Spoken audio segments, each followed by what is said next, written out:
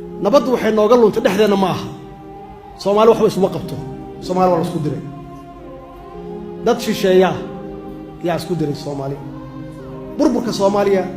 dibadda uga yimid khaasatan markii annaga Itoobiya aan dagaalnay oo cid walba cidda kale ay ku abuurtay jabhado meeshaas way meesha Soomaaliya ku burburtay maxaana laga rabaa marka bacdama khibradda annaga aan leenahay oo dalkeena dibadda laga burburiyay aan ognahay oo nin alla ninkii xanaaqaba uu aadayay dawladda shisheeye uu dhaqaale ka raadsanayo hub ma aqaan intaan halkan fadhida inta beerleyda ma aqaan laakiin wax yar yaan beeraha ka aqaanaa wax yar yaan ka aqaanaa beeraha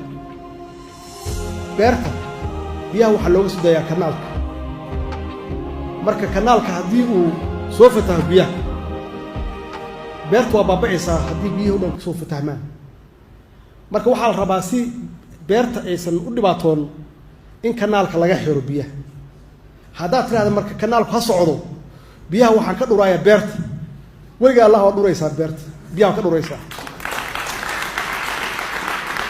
marka waa inaad horta kanaalka xirto ka bacdina biyaha ka dhurto ama uu qalalo marka Soomaaliya nabadeeda waa inaad ka soo xirto meeshii burburku ka soo bilowday dad badan is weydiinaya war maxay Itoobiya loo leeyahay waa kanaalkii biyaha bisad yaa nabad rabin Itoobiya nabad rabtaa anagana nabad rabnaa dadka aan nabad rabin marka waa dadka Soomaaliya godkii 30 sano ay ku jirtay inay ku jirto raba